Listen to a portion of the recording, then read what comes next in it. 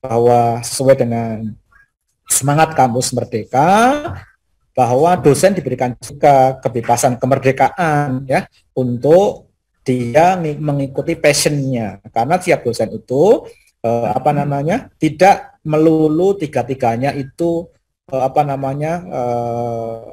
cemerlang ya, tidak melulu tiga-tiganya cemerlang, dari pengajaran pendidikan, kemudian dari penelitian, kemudian pengabdian kepada masyarakat, itu tidak semuanya cemerlang di tiga-tiganya. Nah, oleh sebab itu, sesuai dengan semangat kampus Merdeka, maka DYS perlu untuk membuat mission statement. Mission statement itu pernyataan, menyatakan, ya, itu minimal 50 kata, kemudian paling panjang 150 kata. Itu ya, jadi seperti minimal 50 kata. Jadi apa? Dia tentang dharma yang dipilih dan dikontribusikan paling besar. Kenapa? Itu itu yang mission statement-nya di situ tuh. Ya, mission statement itu yang disebutkan di situ. Dia mendarmakan, pengen kontribusi passionnya di dharma ke apa gitu ya. Kemudian bagaimana cara mencapainya dan mengapa memilih itu. Itu yang harus dituliskan dalam mission statement ya. Sekali lagi kata kuncinya adalah passion ya. Passion dari Bapak Ibu semuanya di sana. Nah, unsur PDD UKT-PT ini juga simpel sekali sekarang, cuma ada 3: pengajaran, penelitian, publikasi ilmiah, dan pengabdian kepada masyarakat, yang masing-masing unsur itu Bapak Ibu semua dapat menentukan sendiri bobotnya. Ini Bapak Ibu merdeka, betul-betul merdeka ya. Kalau zaman dulu itu setiap unsur itu kan bobotnya dibuat sama rata, sama rasa gitu. Sekarang tidak. Bapak Ibu dapat membuat bobot untuk masing-masing unsur di mana. Bapak Ibu bisa menilai Bapak Ibu kuat di mana.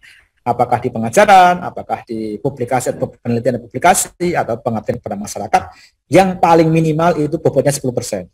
Jadi 10, misalnya 10 di pengajaran, karena memang mungkin tidak terlalu passionnya di situ misalnya, kemudian penelitiannya dia bagus, publikasinya banyak, dia bisa 70%. Saat 10, 70 misalnya, 20 untuk pengabdian. Atau dibuat rata-rata 30, 40 boleh ya. Atau mungkin yang 70 pengajaran, 10 penelitian gitu, 20 pengabdian juga boleh.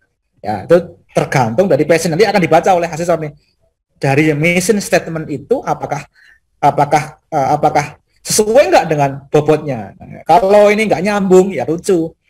Bapak Ibu mission statement-nya ingin menjadi berkarya, mengabdikan diri banyak di pengajaran, pendidikan pengajaran. Tapi di situ ternyata memilih unsurnya hanya 10%, yang lainnya adalah yang banyak di publikasi. Enggak match seperti itu. Akan dilihat oleh para asesor seperti itu.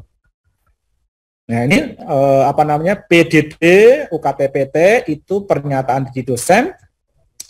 Untuk yang unsur pengajaran itu berupa audiovisual, untuk yang penelitian, publikasi karya ilmiah, dan unsur pengabdian kepada masyarakat dalam bentuk narasi deskriptif seperti itu.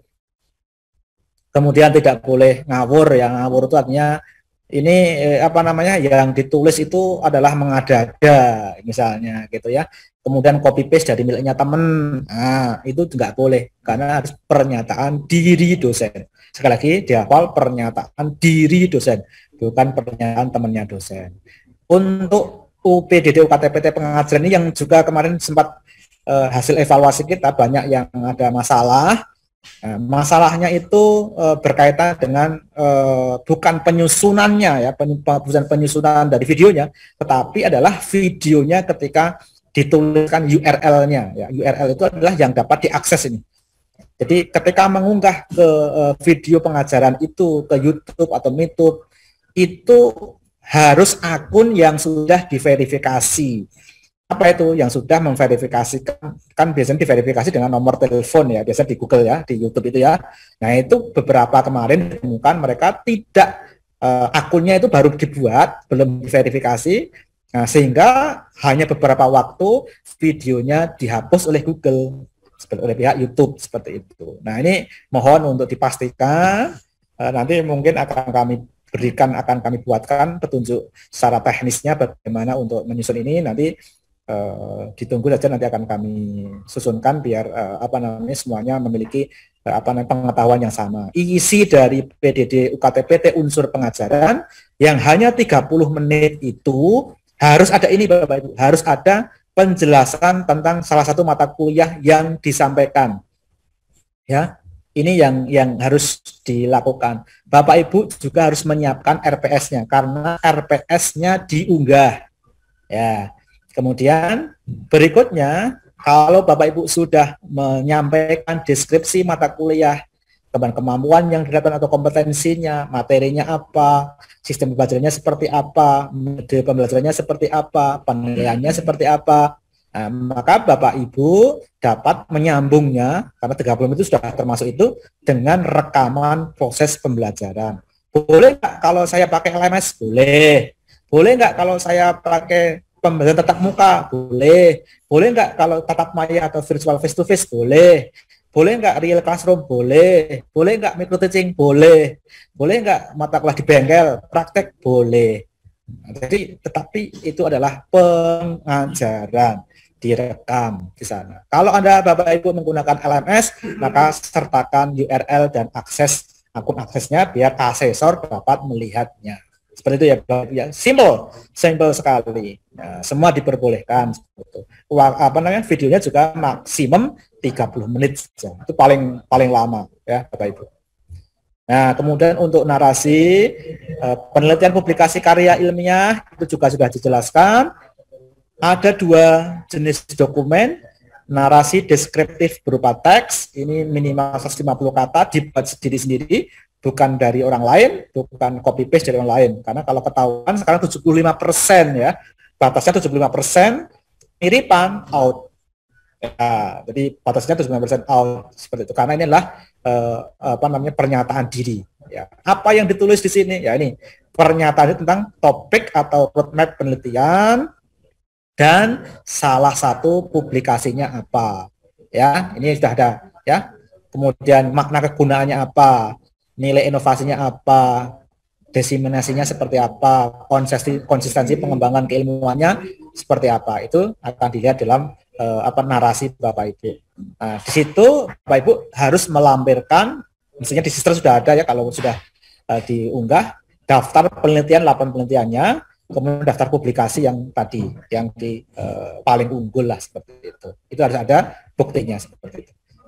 Sama dengan pengabdian kepada masyarakat, tapi di pengabdian kepada masyarakat juga dinyatakan tentang topik PKM yang menjadi salah satu kontribusinya ya, kegiatan PKM-nya seperti apa, kemudian siapa sasarannya, kontribusi DS-nya seperti apa, perubahan jadi seperti apa, dan seterusnya, dukungan masyarakat seperti apa. Ini juga harus didukung oleh adanya laporan pengabdian kepada masyarakat yang pernah dilakukan seperti apa. Ini. Nah, kemudian tadi sudah disampaikan juga nanti PDD UKT PT dokumen itu akan disahkan oleh PSD PTU ya, PSD PTU nanti akan dinyatakan bahwa ini sudah selesai dan akan dilakukan submit atau pengunggahan untuk siap dinilai oleh PSD PTPS seperti itu. Itu yang melakukan adalah PSD PTU. Jadi tugas dosen saya mana? Ya nyusun PDD UKT PT saja, selesai di sana. Ya, simpel sekali untuk dosen kan seperti itu.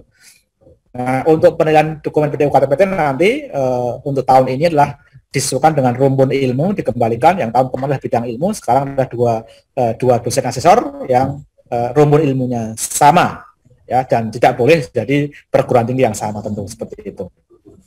Ini unsur yang dinilai Bapak Ibu untuk pengajaran itu tentang penguasaan terhadap materi, kesesuaian materi yang disampaikan dengan capaian pembelajaran, interaksi dalam proses pembelajaran, asesmen capaian pembelajaran, dan kreativitas dalam menyampaikan materi. Ini unsur yang dinilai, butir yang dinilai. Sedangkan dalam unsur kedua, makna penelitian, kesesuaian dengan bidang ilmu, inovasi penelitian, kemudian tentang publikasi atau diseminasi, kemudian berkaitan dengan keberlanjutan seperti itu.